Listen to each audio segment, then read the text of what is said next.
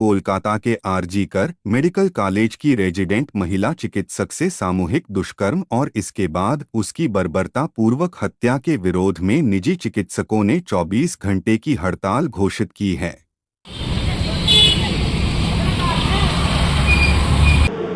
देखो, हम Muzaffarnagar Indian medical association और हमारे जो और दूसरी एसोसिएशंस हैं, फिजियोथेरेपी एसोसिएशन है, डेंटल एसोसिएशन है और मेडिकल रिप्रेजेंटेटिव एसोसिएशन है, इन सब के सदस्य जो हैं वो आज स्ट्राइक करके हम लोग अपने जो कलकत्ता के अंदर जो एक हमारी जवान बेटी जो पोस्ट ग्रेजुएशन कर रही थी, एमडी कर रही थी, उसके साथ उसका जो जघन्य हत्याकांड जिसके साथ में कम से कम 15-20 लोगों ने मास रेप किया और उसके बाद में जो है उसके हत्या की, और उसके बावजूद भी जो है वहाँ पर कोई कदम इसके खिलाफ नहीं उठाया जा रहा है, कोई कल्पिट्स को पकड़ा नहीं जा रहा है, और उसके बजाय 5-4 हज़ार गुंडे हॉस्टल्स में और मेडिकल कॉलेज के अंदर जाकर तोड़फोड़ करते हैं और जो सबूत हैं उनको मिटा देते हैं, और उसके बावजूद भी जो है वहाँ की गवर्नमेंट उनके खिलाफ कोई भी कार्रवाई नहीं कर रही है। मैं ये मानने के लिए तैयार नहीं हूँ कि उनको पहचाना नहीं गया। मास में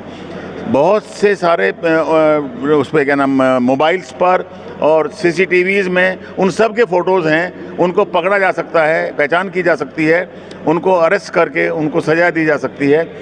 ऐसा नहीं कि एक्शन नहीं लिया जा सकता, एक्शन लिया जा सकता है, लेकिन एक्शन लेने के लिए जो है गवर्नमेंट के मन में शक्ति होनी चाहिए, तभी ये काम हो सकता है। मैं अभी भी कह रहा था, आप लोगों ने सुना होगा कि अगर ये कांड उत्तर प्रदेश के अंदर हुआ होता तो 5 तारीख से 6 और 7 तारीख तो बीत सकती थी, लेकिन 7 तारीख तक सारे के सारे जितने भी ये कल्पिट थे उन सब का एनकाउंटर हो जाता। और ये मैं ऐसे ही नहीं कह रहा हूँ, पूरे विश्वास से कह रहा हूँ। अब बताइएगा, एक तरफ तो गवर्नमेंट ऑफ इंडिया का ये आह्वान है कि बेटी पढ़ाओ बेटी बचाओ, और दूसरी तरफ क्या हो रहा है, बेटी पढ़ी पर बची नहीं। देखिए कितना विरोधाभास है दोनों के अंदर। अब अगर कोई लड़की अपने घर से निकलकर सुदूर जगह पर जाकर पीजी या यूजी करती है, एमबीबीएस करती है या एमडी करती है, और वहाँ पर उसकी सुरक्षा का ये हाल होता है, तो आप सोच सकते हैं कि कौन माँ बाप जो हैं अपनी बेटियों को जो हैं इतनी दूर या अपने बेटों को जो है इतनी दूर पढ़ने के लिए भेजेंगे। डॉक्टर साहब, कब तक हड़ताल चलेगी? ये शुरुआत है। देखो, जैसे मेरे साथियों ने अभी अंदर बताया, ये शुरुआत है। अगर इससे गवर्नमेंट के ऊपर कोई फर्क नहीं पड़ता तो इससे आगे के और कड़े स्टेप्स लिए जाएंगे। उनमें चाहे कोई भी हो सकता है, उसमें भूख हड़ताल तक भी हो सकती है, और उसमें किसी भी तरीके का मार्च वगैरह हो सकती है, कैंडल मार्च हो सकती हैं, इमरजेंसी सेवाएं बंद हो जाएंगी, और हम बिल्कुल कार्य नहीं करेंगे, क्योंकि जब तक हम लोग सुरक्षित नहीं हैं तब तक हमारे काम करने का कोई फ़ायदा नहीं है। मांगे क्या क्या हैं आप लोग? हमारी मांगे केवल एक है कि जो इसमें इन्वॉल्व हैं उनको फांसी दी जाए।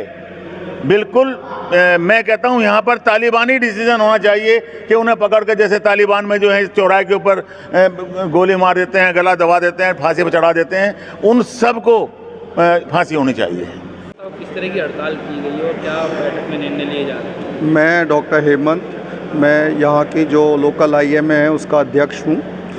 अभी जैसा आपको पता है, कोलकाता में एक हमारी जो ट्रेनी डॉक्टर थी उसके साथ गैंग रेप हुआ है, उसका मर्डर हुआ है। मर्डर नहीं, विभत्स मर्डर कहेंगे इसे, जो उसके साथ हुआ है, ये जघन्य अपराध है। और अभी तक प्रशासन ने, वहाँ के लोकल प्रशासन ने, वहाँ की लोकल सरकार ने इसके अगेंस्ट कुछ भी एक्शन नहीं लिया है।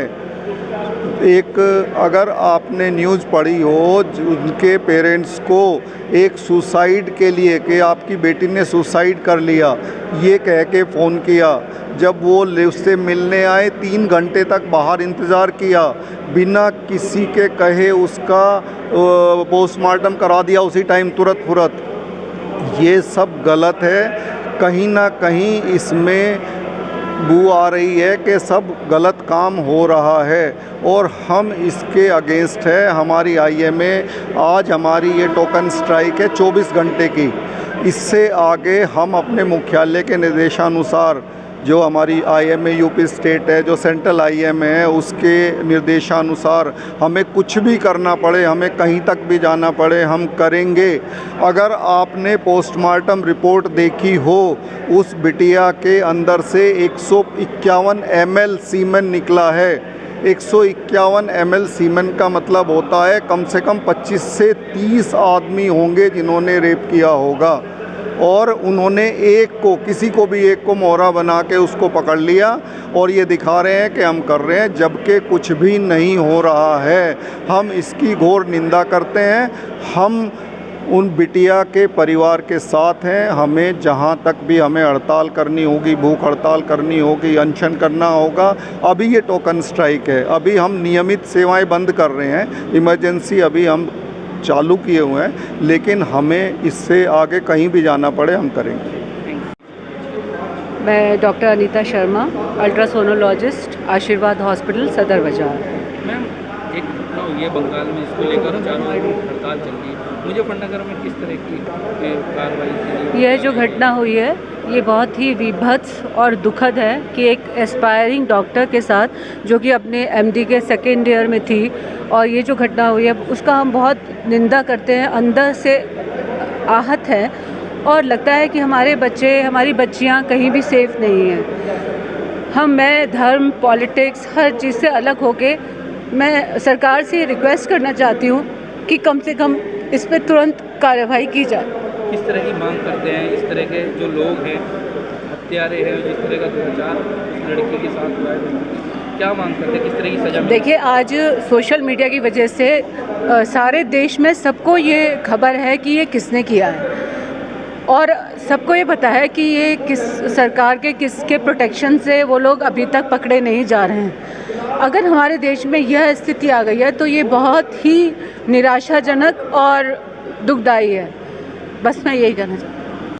बंगाल में जो विभत्स कांड हुआ है उसको लेकर डॉक्टरों में किस तरह का उससे क्या चल रहा है? उसको लेकर हम लोग सब बहुत ही आहत हैं, और इससे बुरा कुछ हो नहीं सकता कि एक लड़की जो अपनी ड्यूटी पे है, डॉक्टर ऑन ड्यूटी, उसको इतनी बुरी तरह से मार दिया जाता है, रेप किया जाता है। तो कहीं भी कोई, इसका मतलब है कि कोई डॉक्टर सेफ़ नहीं है ड्यूटी पे। तो किस तरह की मांग करते हैं? ऐसे हत्यारों को किस तरह की सज़ा होनी चाहिए? ऐसे हत्यारों को कम से कम फांसी की सज़ा होनी चाहिए, इससे कम हमें कुछ नहीं चाहिए। वैसे भी चल रहे थे, कह रहे थे कि अगर यूपी में ये कांड हुआ होता तो अब तक शायद अब तक सज़ा मिल जाती, क्योंकि सारा विपक्ष उनके साथ खड़ा होता, क्योंकि वहाँ पर सरकार के लोग इसमें इन्वॉल्व हैं, इसीलिए विपक्ष कुछ नहीं बोल रहा है और कोई कार्रवाई नहीं की जा रही है। सरकार की वजह से वो अभी तक बचे हुए हैं। मोस्ट प्रोबेबली ऐसी हमारी सोच है।